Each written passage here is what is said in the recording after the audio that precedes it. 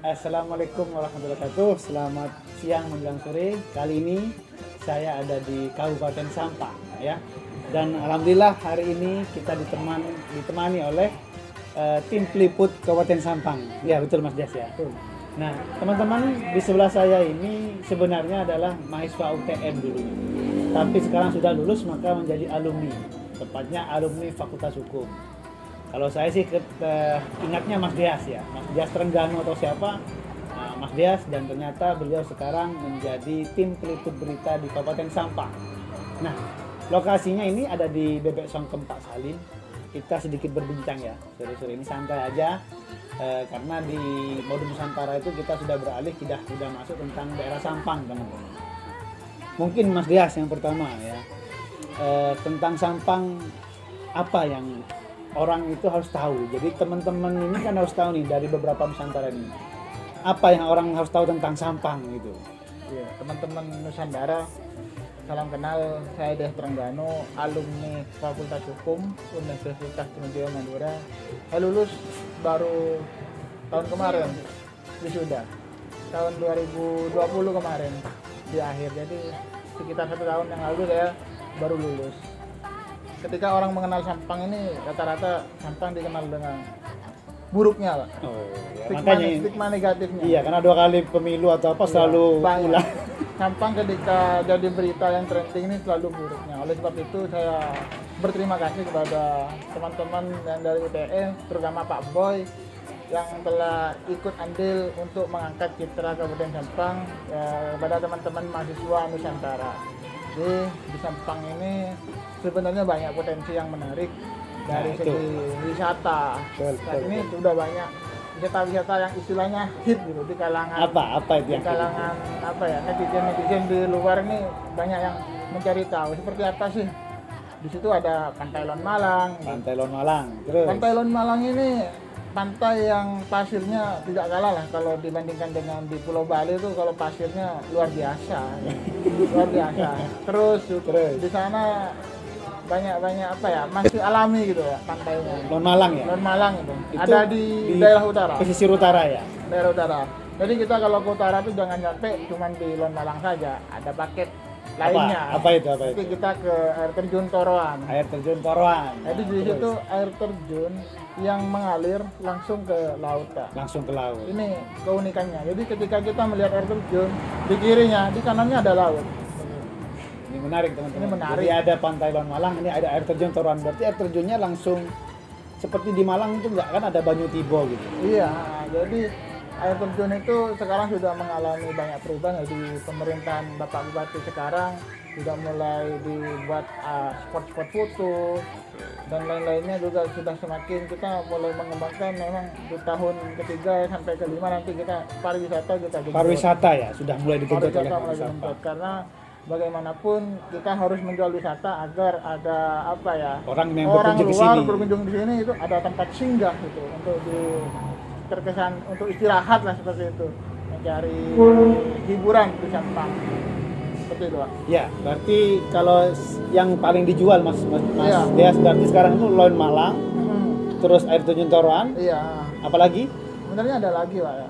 yang Nanti paket kita, tadi itu loh. kita juga akan ada paket, cuman karena sekarang ini sudah panen. Nanti di sekitar itu ada lagi agrowisata melon. Agrowisata melon, desa mana itu Mas Dias? Di sebelum Lon Malang nanti kita belok kanan sedikit itu udah sampai di apa namanya, di agrowisata melon itu. Itu tepatnya di Desa Bira Timur. Desa Kecamatan Birah Timur. Sokobena. Sokobena, Kalau Lon Malang itu ada di Desa Bira Tengah, Pak. Bira Tengah. Jadi Jadi hanya paketannya itu Lon Dempetan. Malang, air terjun Toroan, sama agrowisata melon. Sudah jadi- panen tapi ya? Iya. Jadi nanti teman-teman nanti ketika berkunjung di sana tuh ada masanya. Jadi ketika di sana petik melon itu tinggal petik, ditimbang, pulang gitu. Jadi keunikannya ya kita bisa metik sendiri, dan melonnya tuh banyak varietasnya. Tidak hanya melon biasa. Ini menarik ini, saya sendiri orang Bangkalan ya, Iya, Madura ya, baru dengar bahwa ada agrowisata. Setahu saya kalau agrowisata yang melon apel lah, itu kan di Malang itu kan apel. Iya. Ini di Sampang ya. Di Apa Sampang. kelebihannya Mas? Melonnya itu ada yang berbentuk lol, ada yang berbentuk kotak. Itu jarang ada di di apa ya, ketika beli di pasar coba kita kan jarang menemukan melon yang betulo.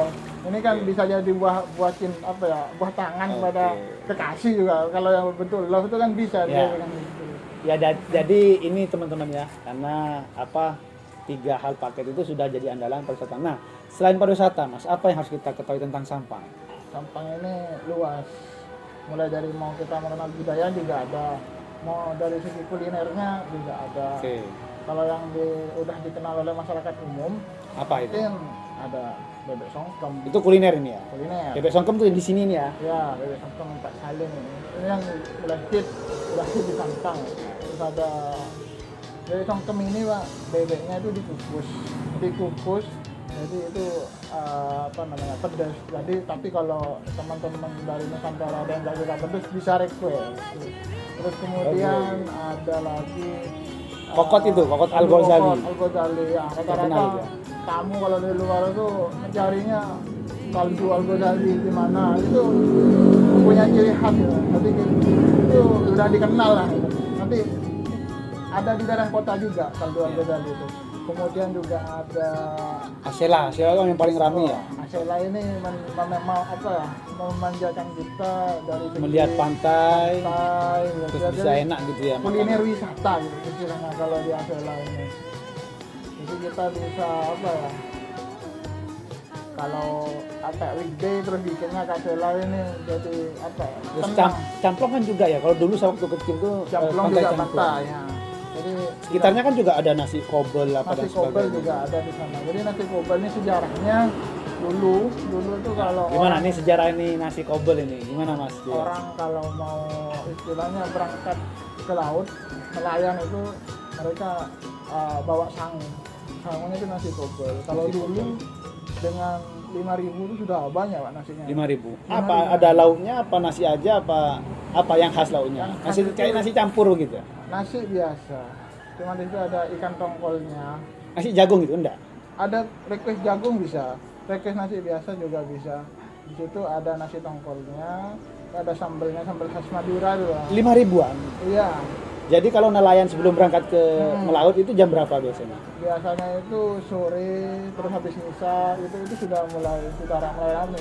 Bahkan semakin malam itu semakin ramai. Pengendara yang dari Kamal ke Sumatera atau sebaliknya itu mampir ya makan di sana. Ini Jadi, ini menarik, dari kuliner aja kayaknya sudah banyak ya teman-teman ya.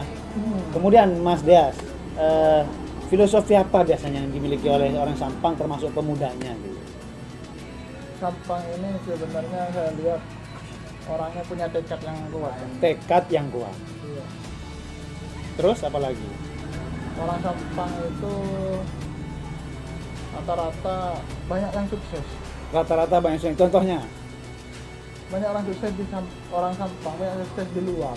Di luar teman-teman ternyata. Jadi orang yang sukses di luar itu rata-rata mereka karena tadi kembali ke filosofi pertama, karena punya tekad yang kuat. Banyak tekad yang kuat. Terus kemudian apa ya? Karakternya. Karakter biasa pemuda-pemuda Sampang wis. Karakter pemuda orang Sampang ini hampir sama seperti rata-rata pemuda di Madura ya? lainnya, cuma Madura itu keras tapi mereka punya sopan santun. Keras, Atau tapi ansornya punya juga. sopan santun. Kalau bahasa Maduranya ada ansor ya. Iya, seperti itu. Jadi sopan santunnya juga dipakai. Ya. Jadi teman-teman juga kan pasti stigma kita di mana-mana ya tentang Madura itu selalu keras dan sebagainya, tapi ternyata tidak semua seperti itu. Nah ini contohnya ya, kita sekarang ternyata mungkin pemudanya sudah terlibat di dalam peliputan berita dan sebagainya. Nah informasi Mas, ini terkait informasi kan Sampang peliputan berita.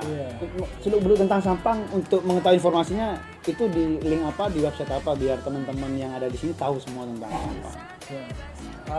Kita sekarang sudah zamannya apa ya, digital. Betul. Nah, oleh sebab itu kita berwisata aja kadang kita bisa aja wisata digital, tinggal lihat di akun-akun kabupaten lain, kita bisa apa ya, mengetahui banyak dari apa ya, dari berbagai sektornya.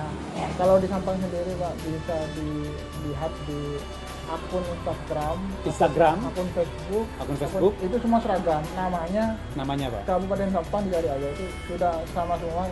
Kabupaten Godot ID sama aja ya. Instagram Kabupaten Sampang, Kabupaten Sampang itu tinggal klik di pencarian. Facebook, itu akun yang dikelola oleh Kominfo. Kemudian YouTube-nya mungkin ada. Ada, itu satu nama semua. Satu nama ya. Kabupaten Sampang. Kabupaten Sampang, insya Allah semua informasi sudah ada di situ. Mau nyari di YouTube itu Kabupaten Sampang, akunnya namanya itu. Terus kemudian kalau melihat ke segi potensi wisata, segi kuliner itu ada lagi akun bayangan kita. Apa namanya? Wonderful Sampang. Wonderful Sampang.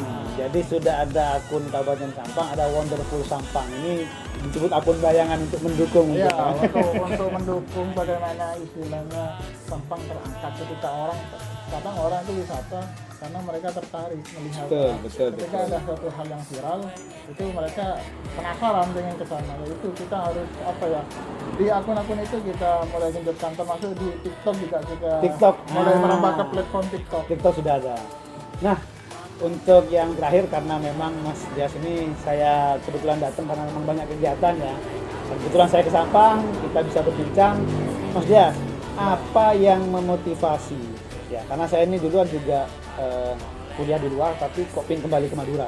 Pasti saya memiliki motivasi. Nah, Mas Dias ini kuliah di UTM di Bangkalan, tapi pengen kembali ke daerahnya ya, di Sampang. Apa Mas motivasinya itu Mas? Kok pengen pengen balik, pengen bangun daerah seperti apa itu? Karena ketika saya memang dulu kuliah, memang diniatkan Pak. Sudah diniatkan sejak kuliah ya? Ketika saya lulus, ada banyak PR di Sampang yang harus kita selesaikan. Karena saya mungkin lebih suka ke dunia jurnalistik. Oleh sebab itu mungkin didorong melalui jurnalistik itu saya bisa menjual Kabupaten Sampang. Mungkin dengan itu saya bisa istilahnya berkontribusi untuk Sampang. Karena kalau bukan saya atau kita semua ini, ya siapa lagi yang mau rilis seperti itu Pak. Alhamdulillah ya, ini saya selaku dosennya dulu aja bersyukur ya. Ternyata ada pemuda yang punya niat kembali membangun daerahnya ya. Dari ini malah diniatkan sejak kuliah teman-teman. Nah, jadi teman-teman Nusantara pun atau teman-teman yang mana juga jangan minder ya, mungkin memang berbeda ya. Kalau orientasinya bisa jadi karena gaji, pasti akan yang dicari adalah yang besar-besar, entah di Jakarta, di Surabaya, dan perusahaan ini sama seperti saya tuh pingin pulang dulu ke Madura atau ke Bangkalan tuh ya, pingin lah kita bangun. Kalau saya pribadi pingin mindsetnya, pola pikir dan mindset, utamanya bidang saya pendidikan ya di fakultas hukum, yang itulah bidangnya. Nah, Mas Deas dari jurnalistik senang itu waktu dulu, memang dia aktif di BEM, di panitia PK2 Maba, dan sekarang dengan narasinya dan tulisannya mampu meliput, memberikan berita informasi tentang Sampang. Ya. Itu teman-teman, sebentar kita diskusi dan berbincang tentang Sampang, karena Mas Dias ini juga yang sudah menginformasikan saya, menghubungkan saya dengan siapa? Ketua nanti di dalam Mas? Ketua dari pertama kan dari Ketua ASPRIM, Asosiasi Pariwisata Madura. Ketua Asosiasi Pariwisata Madura, nanti akan kita Zoom meeting kuliah ya, semacam sharing dan diskusi tentang semua pariwisata, utama di Sampang ya Mas. Kebetulan ketuanya asli Sampang. Asli Sampang. Siapa lagi pemateri selanjutnya? Pemateri kedua itu founder Prolnas. Dia founder Prolnas itu apa itu Mas? Prolnas itu oleh-oleh khas Sampang. Oleh-oleh Sampang. Nah, itu Prolnas itu foundernya Badrus nanti akan mengisi webinar juga bareng Pak Boy. Jadi Badrus ini merupakan orang Sampang, cuma alumni dari Padang, dia kuliah di Padang. Dia setelah lulus kembali lagi ke Sampang. Alhamdulillah. Satu lagi, siapa lagi? Nanti ada juga dari Pemuda Pelopor. Pemuda Pelopor yang sudah juara nasional akan ikut ambil bagaimana sharing-sharing dengan teman-teman mahasiswa Nusantara. Baik. Ada lagi? Masih tiga itu ya? Nanti kita persiapkan lah. Terima kasih Mas Deas atas waktunya, dan teman-teman yang menonton ini semua, siapapun itu, sudah saatnya sebenarnya memang pemuda lah yang bergerak mempromosikan daerahnya, menggali potensinya, dan bersama-sama ya dengan stakeholder yang ada. Entah itu komunitas, terus tadi asosiasi, kemudian dengan influencer. Nah, kita juga berharap Mas Deas juga bisa selalu menghubungkan antara akademisi di Raja Madura dengan di Sampang, dan minimal teman-teman, Sampang itu juga memiliki keunikan. Nah, dan di Madura ada 4 kabupaten ini semua memiliki keunikan. Nah, Jadi inilah yang bisa kita berikan. Seandainya teman-teman main ke Madura, mampir-mampirlah ke Sampang, ke Bangkalan, dan juga ya tadi yang sudah disebutkan kuliah dan wisatanya. Mungkin itu, apalagi? Kalau ada mahasiswa Nusantara, tinggal kontak saya, siap Nah ini, pemandu misalkan wisata. siapapun yang mau main ke Sampang ya hubungi Mas Dias di Instagramnya ada ya, Dias Ya. Rengganu. Kemudian WA-nya nanti kita taruh di kolom komentar atau kolom apa. Silakan berkunjung ke Kota Sampang. Itu saja mungkin ya untuk hari ini. Nanti akan berlanjut di webinar. Terima kasih atas waktunya. Selamat sore.